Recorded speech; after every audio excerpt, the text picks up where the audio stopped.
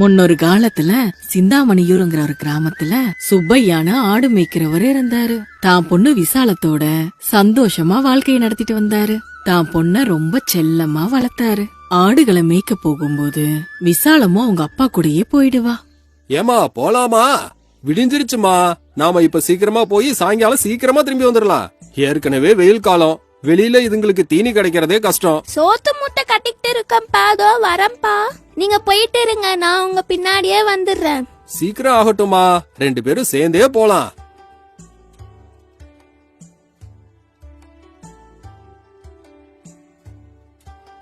இந்த குட்டியாட்டு மேல உனக்கு எதுக்குமா இவ்வளவு செல்லம்?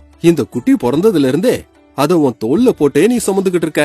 இத ஆடுன்னு சொல்லாதீங்கப்பா, இதோட பேரு ராமு. இத ராமுனே கூப்பிடுங்க. இது எனக்கு ரொம்ப பிடிக்கும். அது மேல ரொம்ப பாசத்தை வளர்த்துக்காதமா, அது ரொம்ப நாள் நம்ம கிட்ட இருக்காது. நீங்க எந்த ஆட்டை வித்தாலும் எனக்கு கவலை இல்ல. ஆனா என் ராமுவை மட்டும் யாருக்கும் விக்காதீங்க. இது எப்பவுமே என் கூடயே இருக்கணும். இது இல்லனா என்னால இருக்க முடியாதுப்பா.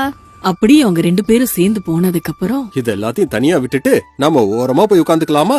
அதெல்லாம் தீனி சாப்பிட்டுட்டு வரட்டும். ஆனா ஒரு ராமு இருக்கான்ல, ஆடு எதுவும் காணும்னா அவன் கூட்டிட்டு வந்துருவான். ஆமாப்பா, இந்த ராம இருக்கிற வரைக்கும் அதெல்லாம் எங்கேயும் போகாது. ஒருவேளை எங்கேயாவது போனாலும் இவன் அதுங்களை கூட்டிட்டு வந்துருவான். அம்மா, உனக்கு பசிக்கலையா? சோத்து முட்டை எடு, 2 பேரும் சாப்பிடலாம். நான் கொஞ்ச நேரம் கழிச்சு சாப்பிடுறேன்ப்பா. எனக்கு பசிக்கல, நீங்க சாப்பிடுங்க. நீ சாப்பிடாம நான் என்னைக்காவது சாப்பிட்டு இருக்கனா? சரி, 2 பேரும் சேர்ந்து கொஞ்ச நேரம் கழிச்சே சாப்பிடலாம். உனக்கு பசிக்கும் போது சொல்லு. உங்களுக்கு எத்தனை தடவைப்பா சொல்றது? நான் ஒன்னும் சின்ன பொண்ணு கிடையாது. உங்களுக்கு எப்ப பசிக்கும்னு எனக்கு தெரியாதா? சரி ஆகட்டும், நாம 2 பேரும் சேர்ந்தே சாப்பிடலாம். அப்படி அவங்க 2 பேரும் சாப்பிட்டுட்டு அங்கேயே உக்காந்துருக்காங்க. அந்த நேரம் வீரராஜுங்கிறவர் அங்க வர்றாரு. என்னமாமா, இன்னைக்கு 2 பேரும் இங்கே வந்திருக்கீங்களா? உங்களுக்கு நல்ல இடம் தான் கிடைச்சிருக்கு. அழகா நிழல்லயே உட்காந்துருக்கீங்க. ஆமா மச்சான், வெயில் காலம் இல்லையா, புல்லு கிடைக்கிறது கஷ்டமா போச்சு. அதனாலதான் அதுங்களை இங்க கூட்டிட்டு வந்தேன்.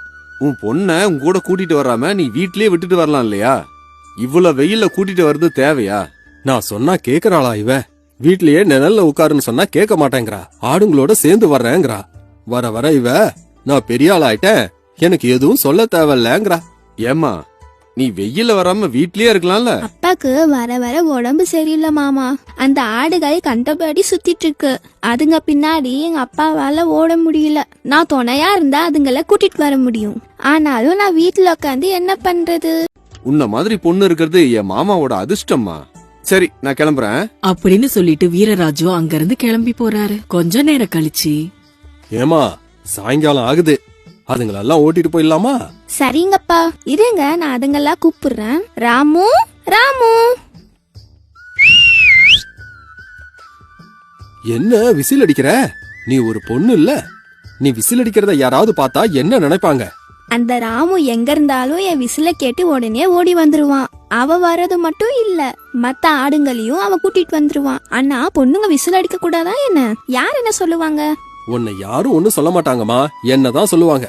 பொண்ண எப்படி வளர்த்திருக்கான் பாரும்பாங்க. யார் என்ன நினைச்சாலும் பரவாயில்ல, நான் எப்படி இருக்கணும் அப்படியேதான் நான் இருப்பேன்.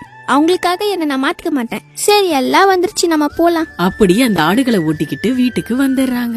இப்படியே சில வருடங்கள் கழிச்சு விசாலத்துக்கு கல்யாண வயசு வந்துடுது. ஆனா சுப்பையாவுக்கு உடம்பு சரியில்லாம போயிடுது. ஆடுகளை மேய்க்கிறதுக்கு கூட அவரால போக முடியல. அப்பா, நீங்க எதுக்கும் பதட்டம் படாதீங்க. மாத்திரை போட்டுட்டு வீட்லயே இருங்க, நான் போயிட்டு வந்துடுறேன். சமைச்சு வச்சிருக்கேன், மத்தியானம் சாப்பிட்டு மாத்திரை போட்டுக்கோங்க. நான் சீக்கிரமா வந்துடுறேன். உன்னை யாரும் ஒண்ணும் சொல்ல மாட்டாங்கம்மா, எல்லாரும் என்னதான் சொல்லுவாங்க. பொண்ணை என்ன இப்படி வளர்த்திருக்கன்னு, கல்யாண வயசுக்கு வந்த பொண்ணை இப்படி வெளியே அனுப்புறியேன்னு எல்லாரும் என்ன திட்டுவாங்கம்மா. எதுக்கு இந்த பிரச்சனை சொல்லு? அந்த ஆடுகளெல்லாம் வித்துட்டு உனக்கு கல்யாணம் பண்ணி வச்சிடுறேன். என் பொறுப்பு சுமையும் இறக்கி வச்சிடுறேன். அதுக்கப்புறம் எனக்கு என்ன ஆனாலும் அதுங்களெல்லாம் வித்துட்டு இருக்கிறத சாப்பிட்டுட்டா அதுக்கப்புறம் நம்மளுக்கு யாருப்பா சோறு போடுவாங்க சொல்லுங்க? நீங்க சத்தம் போடாம இருங்க, எல்லாம் நான் பாத்துக்கிறேன். யாரு என்ன நினைச்சாலும் பரவாயில்ல. சரி, நீ போகும்போது வீரராஜ் மச்சான எங்கேயாவது பார்த்தா நான் வீட்டுக்கு வர சொன்னேன்னு சொல்லு. கொஞ்சம் பேச வேண்டியது இருக்குமா? அப்புறம் விசாலம் ஆடுகளை ஓட்டிட்டு போய்கிட்டு இருக்காங்க. கொஞ்ச நேரத்துல வீரராஜு அங்க எதிரில வராரு. மாமா, உங்களை ஒரு தடவை அப்பா வந்து பாக்க சொன்னாரு, உங்ககிட்ட பேசணுமா? அப்படியா? உங்க அப்பாவுக்கு உடம்பு சரியில்லைன்னு கேள்விப்பட்டேன். இப்ப எப்படி இருக்கு? வைத்தியர் என்ன சொன்னாரு? ஆமா மாமா, ரொம்ப இரும்பிக்கிட்டு இருக்காரு. வைத்தியர்கிட்ட போனதுக்கு மருந்து மாத்திரை கொடுத்தாரு, அதுதான் கொடுத்துட்டு இருக்கேன். அந்த வைத்தியர் நல்லவர் தான். அவரு கொடுக்கற மருந்து மாத்திரையை போட்டாலே எல்லாம் சரியாயிடும். கவலைப்படாத. சரி, நான் உன் அப்பாவை போய் பாக்குறேன். அப்படின்னு சொல்லிட்டு வீரராஜும் அங்கிருந்து சுப்பையாவை பார்க்க வராரு. என்ன மாமா, என்ன வர சொன்னீங்களாமே? உங்க பொண்ணு சொன்னா. இப்போ உன் உடல் நலம் எப்படி இருக்கு? அதாண்டா என் கவலை. என் உடல்நலம் சுத்தமா சரியில்லை. பொண்ணு கல்யாண வயசுக்கு வந்துட்டா. அவளை ஒருத்தன் கையில புடிச்சு கொடுத்துட்டா என் பொறுப்பு தீந்துரும். எங்கேயாவது மாப்பிள்ள இருந்தா நீ சொல்லுவேன் தான் உன்னை வர சொல்லியிருந்தேன். உன் பொண்ணுக்கு என்ன குறைச்சல்? அழகா ஒழுக்கமா இருக்கா. யாராவது பார்த்தா உடனே கல்யாணத்துக்கு சம்மதிச்சிருவாங்க. சரி, எனக்கு தெரிஞ்சவங்க கிட்ட எல்லாம் நான் சொல்றேன். நீங்க உங்க பொண்ணை பத்தி கவலைப்படாம உங்க உடல் நலத்தை பாத்துக்குங்க. மத்ததெல்லாம் தானா நடக்கும், விடுங்க. அப்படின்னு சொல்லிட்டு அங்கிருந்து கிளம்பி போயிடுறாரு. அதுக்கப்புறம் கொஞ்ச நேரத்துக்கு அப்புறம் விசாலம் ஆடுகள் எல்லாம் வீட்டுக்கு ஓட்டிட்டு போலான்னு ராமு, ராமு. விசாலும் விசில் அடித்து கூப்பிடுறா.